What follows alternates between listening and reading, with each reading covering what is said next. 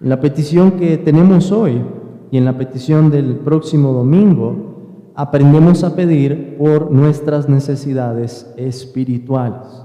Ya pedimos por el pan, ahora pedimos por el perdón de nuestros pecados y vamos a pedir por la protección del mal.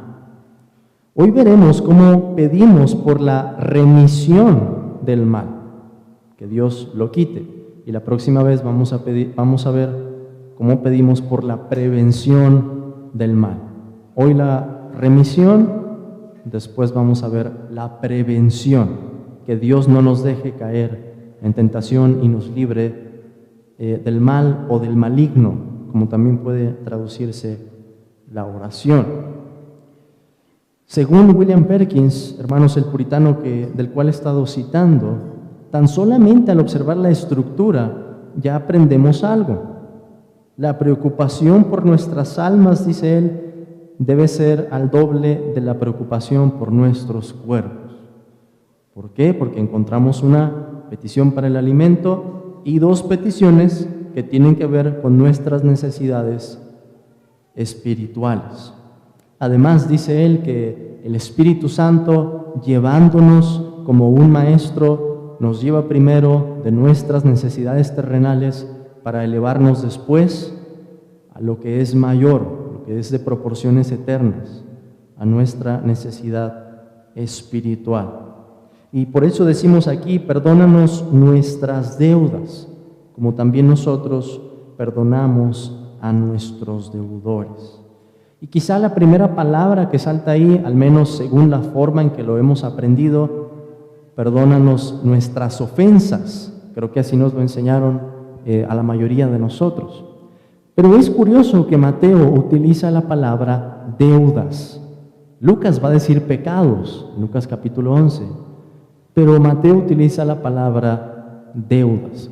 ¿Cómo nos puede ayudar esto, hermanos, para considerar lo que significa el pecado y por qué pedimos de esta manera? Vamos a considerar primero entonces el objeto de este verbo. Primero, ¿qué significa nuestras deudas? ¿Y por qué se hablaría así del pecado, como si fuera una deuda?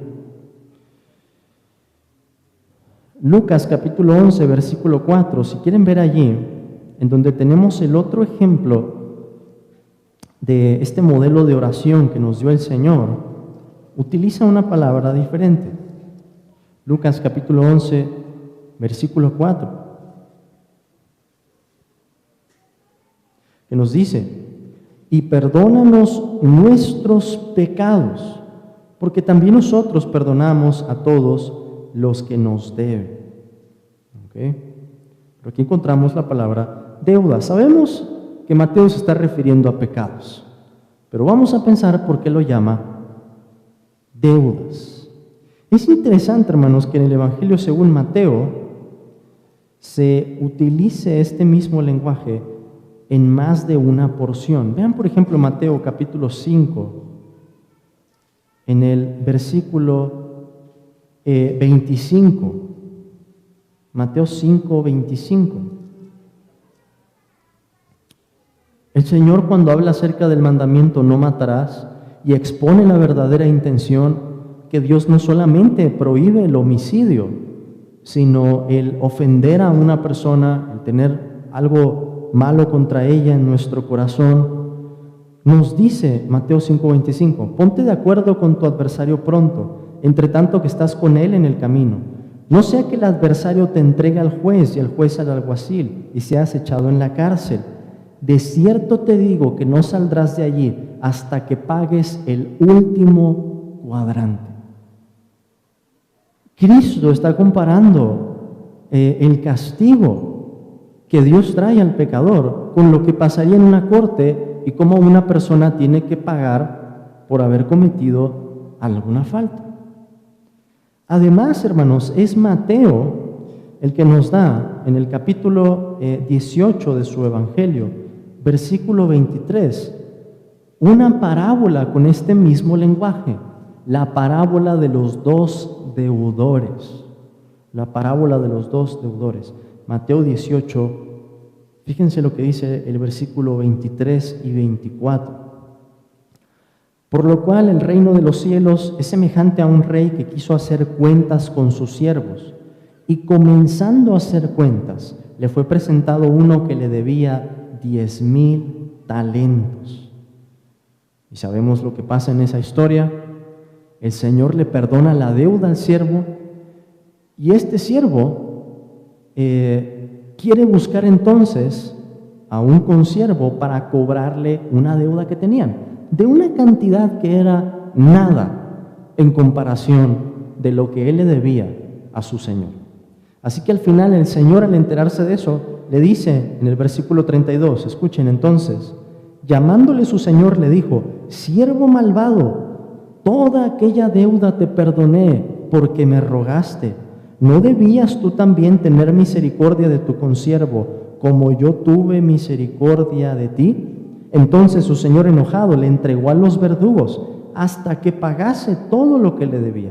Así también mi Padre Celestial hará con vosotros, si no perdonáis de todo corazón cada uno a su hermano sus ofensas.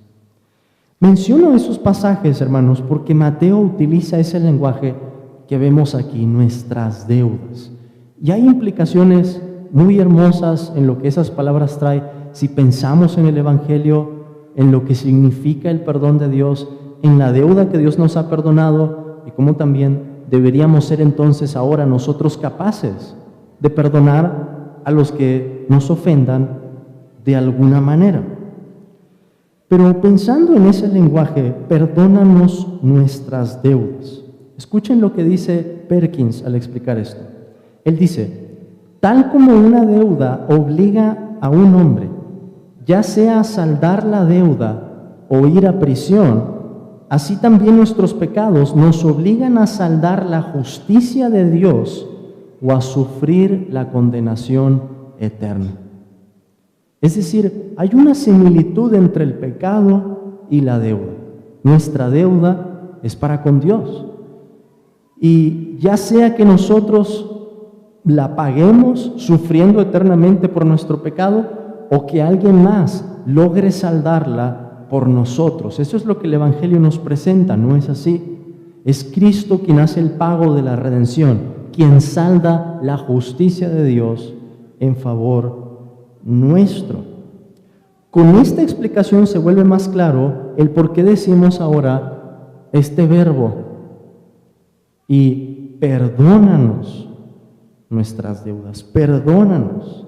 ¿Qué significa el perdón? Que Dios no nos inculpe de la deuda.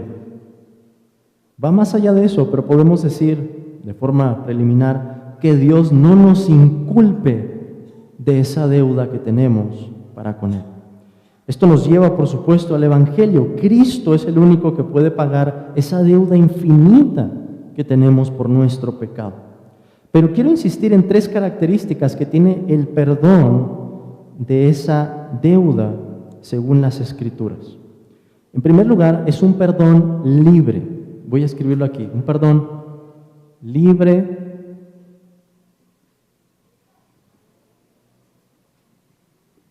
es en segundo lugar un perdón pleno, y en tercer lugar un perdón total. Es lo que está en esas palabras, o en esa palabra más bien tan pequeña: perdónanos. ¿Cómo sabemos que es un perdón libre? Hermanos, porque es un perdón que depende por entero de Dios. Piensen en la parábola del hijo pródigo. El hijo le pide la herencia al padre antes de tiempo. Su padre no había muerto, ya le estaba pidiendo la herencia, y usa todo ese dinero, lo malgasta, nos dice las Escrituras, incluso con prostitutas. Al final termina codiciando la comida de los marranos, de los cerdos. Ni siquiera eso podía probar, ni siquiera las algarrobas de los puercos. Y entonces vuelve en sí y dice: ya sé lo que haré. Voy a volver con mi padre y le voy a decir: Padre, he pecado contra el cielo y contra ti, no soy digno de ser llamado tu hijo, hazme como a uno de tus siervos. Y él va al padre, hermanos. Y curiosamente esa parábola nos dice que el padre lo ve de lejos. Es signo de que el padre lo estaba esperando. Estaba esperando ansioso la llegada de su hijo. Y cuando se nos dice que lo ve de lejos, la Escritura dice que corrió hacia él. Y en la antigüedad, por el tipo de vestimenta que usaban los hombres, era deshonroso correr, porque para correr tendría uno que levantarse el vestido y se notarían las piernas, se vería su cuerpo, sería algo vergonzoso. Pues el padre hace eso, corre hacia él, obviamente levantándose su vestimenta, no le importa pasar vergüenza o que alguien lo vea. Él está determinado en recibir otra vez a su hijo, lo besa, le manda a poner un anillo, manda ropas nuevas, hacen una fiesta. ¿Qué había en el hijo como para que el padre lo recibiera?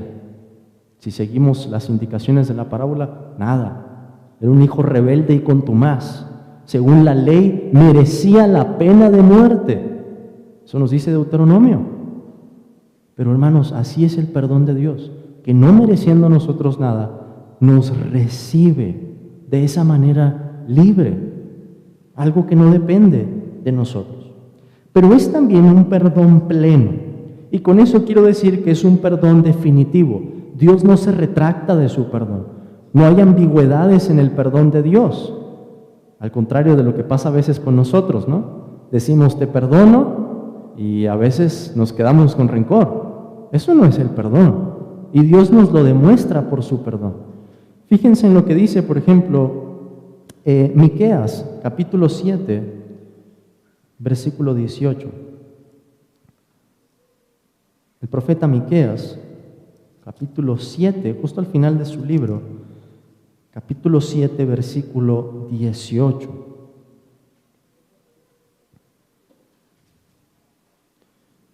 Miqueas nos dice esto: ¿qué Dios como tú?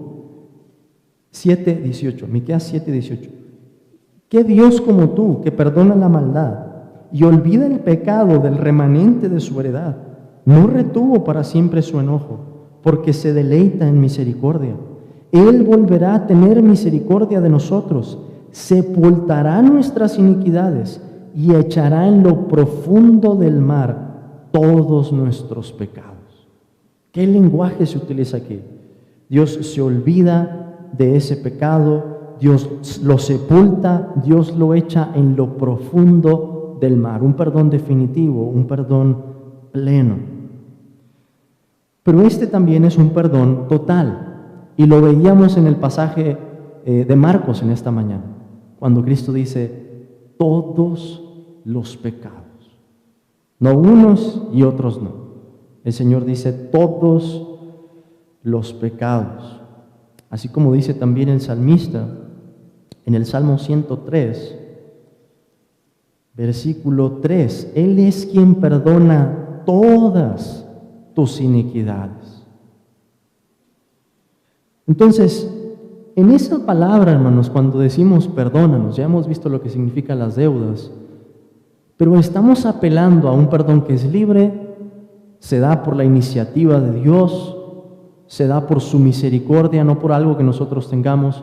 Estamos apelando a un perdón que es pleno, que no se retracta, que no se vuelve atrás, y un perdón que es para todos nuestros pecados, conocidos o no conocidos, están en nuestra conciencia o hayan sido cometidos en ignorancia o en inconsciencia. Hasta este punto no hay duda de lo que las palabras significan. Nuestras deudas hemos visto y también perdónanos. Pero la segunda parte de esta petición es la parte difícil. Por eso vamos a dedicar un poquito más de tiempo allí. ¿Qué significa exactamente? Como también nosotros perdonamos a nuestros deudores. Y espero hayan anotado eso. Voy a tener que borrar en esta área. Es un perdón libre, pleno y total.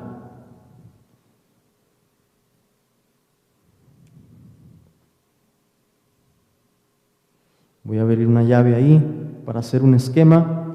Estamos en esta segunda parte, le voy a poner aquí segunda parte.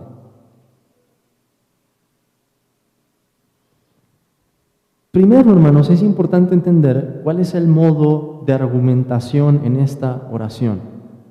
Modo de argumentación.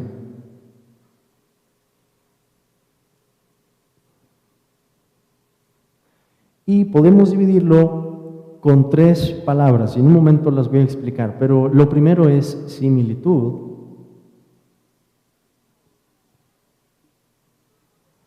La segunda es un argumento de menor a mayor. Cristo utilizó mucho ese tipo de argumentos.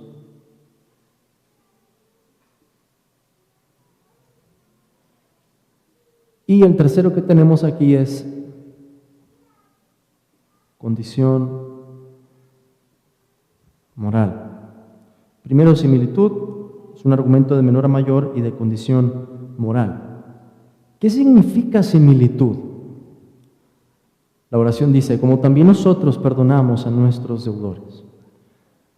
Cuando vemos, hermanos, las Escrituras y entendemos que Dios es un ser perfecto, pleno, misericordioso, amoroso, etcétera, todos sus atributos, y vemos algo en la criatura, como la misericordia, como la verdad, como la justicia, debemos decir, hay una semblanza entre lo que vemos en la criatura y lo que estamos viendo en Dios, porque eso no vino de nosotros. Nosotros fuimos creados a imagen de Dios y no Dios a imagen del hombre.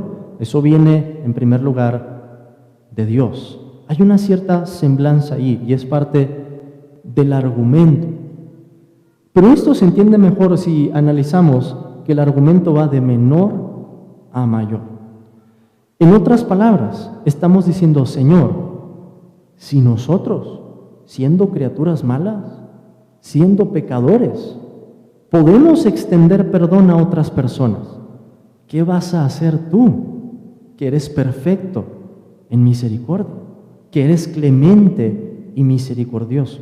Es decir, estamos razonando de lo que hacemos aquí en la tierra y pasando a lo que es mayor, contrastando lo que hacemos aquí con lo que Dios es y hace. Por eso decimos de menor a mayor. Pero también esa segunda parte de la oración es un argumento que nos demuestra cuál es la condición moral de las personas.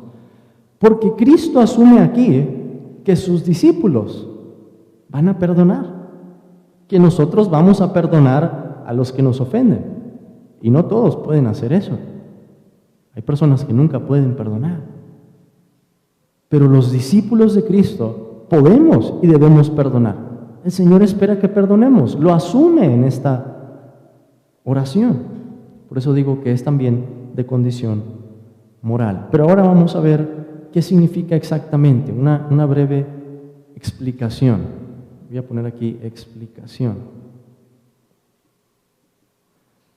Y vamos a ver primero lo que no es y después lo que sí es. Lo que no es. ¿Qué es lo que no es esta oración? Bueno, en primer lugar, no es un mérito, no es una causa meritoria. Voy a poner, no es por méritos. No es que uno está diciendo, Señor, yo soy muy bueno para perdonar, entonces tú también perdóname. Ese no es el argumento de la oración. Y es más, podríamos argumentar, eso no daría esperanza a nadie. En segundo lugar, tampoco es una regla para Dios.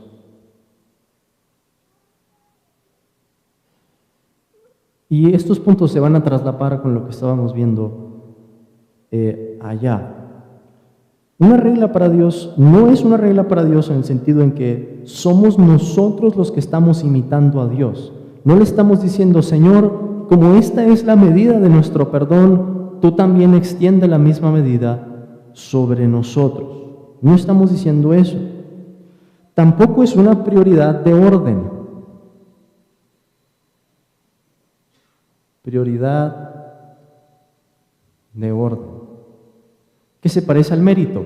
Sería algo así. Primer paso, perdona a tus enemigos.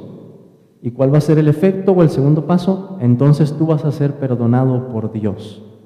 Tampoco es eso lo que significa. De hecho, la Escritura nos manda a arrepentirnos de nuestros pecados, a confesar nuestro pecado, y recibiendo entonces el perdón de Dios y la transformación de nuestro corazón, es que vamos a poder extender el perdón a otros. Y por último, tampoco es un argumento de igualdad. Sí de similitud, pero no de igualdad. Porque aunque hay una semblanza entre la forma en que perdonamos y en la que Dios nos perdona, hay también una gran diferencia entre esas dos. ¿Qué es entonces? Y vamos a tomar una palabra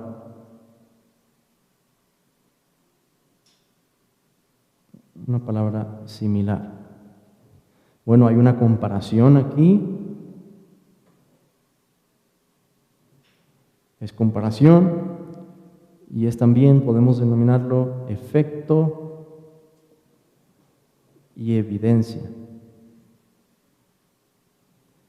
Esto es lo que sí significa, lo que sí es. Comparación, ya les decía ahorita, si nosotros, nos dice el Señor Jesucristo, Mateo capítulo 6, no muy lejos de ese pasaje, Cristo dice, capítulo 7, que si nosotros, siendo malos, sabemos dar buenas dádivas a nuestros hijos, pues qué dádivas podemos esperar de Dios, que es bueno, que es generoso, que es misericordioso. Sería algo similar aquí. Si nosotros, siendo malos, podemos perdonar, ¿qué tipo de perdón esperaremos de la mano del Dios que es clemente y misericordioso? Estaríamos apelando entonces a Dios diciendo, Señor, tú eres generoso, Señor, tú eres perdonador, muy por encima de lo que nosotros podamos ver en esta tierra. Pero también es efecto y evidencia. ¿En qué sentido? Y eso tiene que ver con la condición moral. Estamos diciendo, o algo que está incluido en esta oración es, antes odiaba, pero he sido transformado. Ahora perdono con el amor que Dios me da. Entonces, esa comparación en la que exaltamos su misericordia se incluye también en esta oración, que vamos a seguir el ejemplo que Dios ha establecido. Conforme Él nos ha perdonado, nosotros vamos a perdonar. Entonces, hermanos, este panorama nos ayuda ahora a saber qué aplicaciones podemos tomar de esta oración, de este modelo para nuestra vida y para nuestra oración. La primera es, se nos ha perdonado mucho y por lo tanto nosotros amamos mucho. Vean por favor Lucas capítulo 7, versículo 47.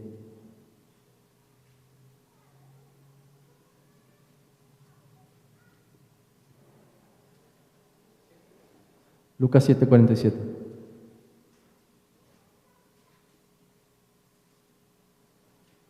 Voy a poner aquí mucho perdón, mucho amor. Lucas 7:47, cuando el Señor perdona a esa mujer pecadora, le dice a Simón el fariseo, que estaba también allí en esa escena, por lo cual te digo que sus muchos pecados le son perdonados, porque amó mucho. Mas aquel a quien se le perdona poco, poco ama. Algo parecido a lo que veíamos en la parábola de los dos deudores.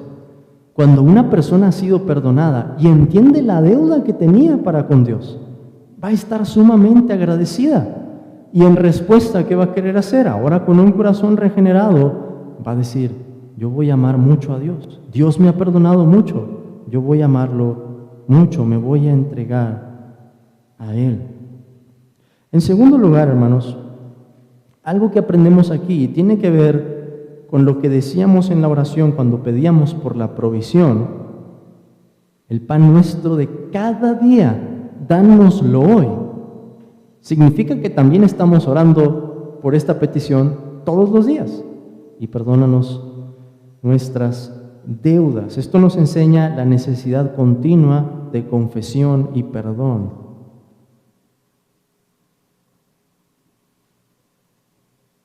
Confesión y perdón.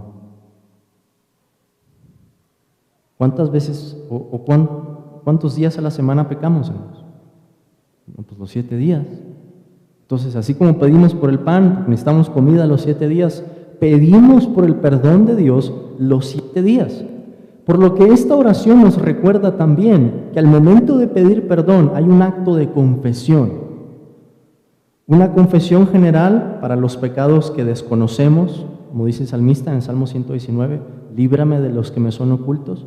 Y una confesión particular de los pecados que conocemos, que sabemos que hemos cometido y podemos ponerles nombres y apellidos.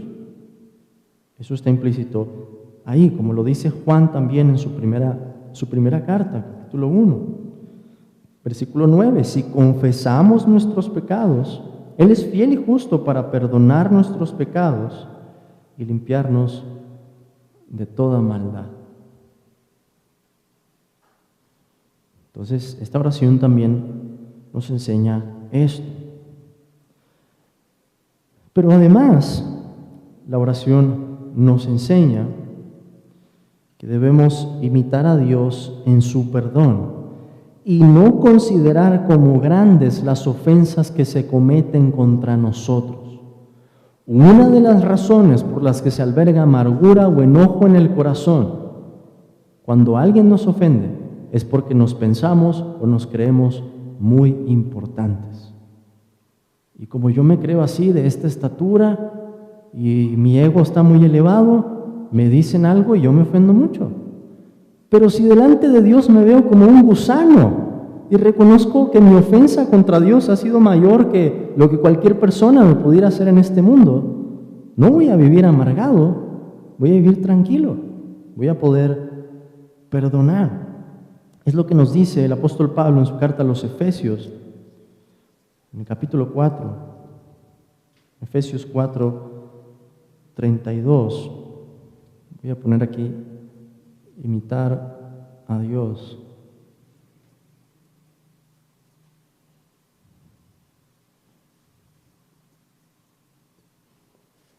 Efesios 4, 32, que nos dice: antes, sed benignos unos con otros, misericordiosos, perdonándoos unos a otros, como Dios también os perdonó a vosotros en Cristo.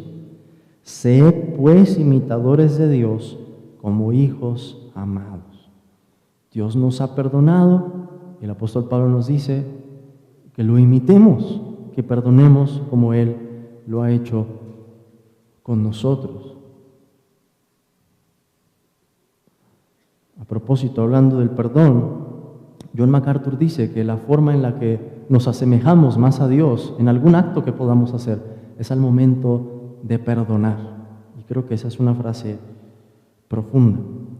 La penúltima aplicación aquí, hermanos, es que esta oración nos lleva a meditar en la gran bienaventuranza que significa el perdón. Y ahorita vamos a ir a Romanos capítulo 4. Voy a ponerlo aquí, gran bienaventuranza.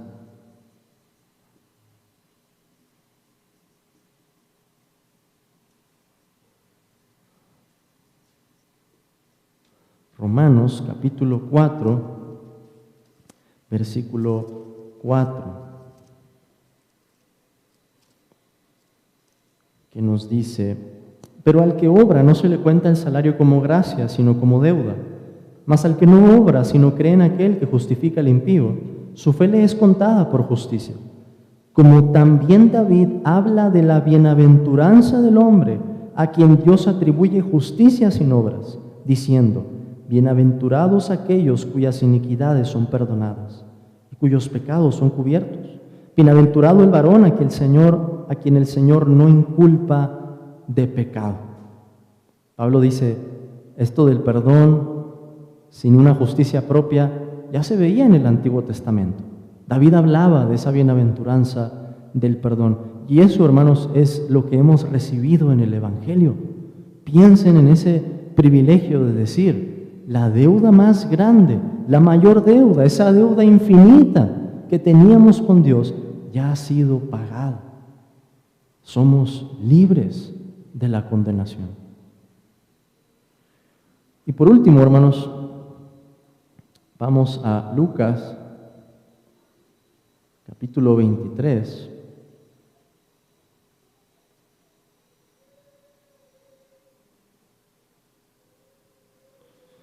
Lucas, capítulo 23, versículo 34. Y con esto vamos a terminar el estudio. Lucas 23, 34. Jesús, pendiendo de la cruz, dijo esas palabras: Padre, perdónalos, porque no saben lo que hacen. ¿Y qué tenemos allí, hermanos, sino, además del anuncio de nuestra salvación, el ejemplo supremo de cómo se ve el perdón, aún en el mayor sufrimiento, en la mayor vergüenza? Y Cristo, hermanos, sí tenía la dignidad como para sentirse ofendido, que Él es Dios. Nuestras ofensas eran contra Él, nuestro pecado, pero elige perdonar. Y la pregunta con la que nos quedamos es, al ver a nuestro Salvador crucificado, ¿no deberíamos nosotros hacer lo mismo? ¿No debería haber algo en el corazón del cristiano de esa disposición tan pura, tan generosa, tan misericordiosa que hubo en el corazón de Cristo? Si vemos la historia de la iglesia, nos vamos a dar cuenta de que ese ha sido el caso. Hermanos, pues con esto terminamos nuestro estudio acerca de esa petición, y perdónanos nuestras deudas como también nosotros perdonamos a nuestros deudores.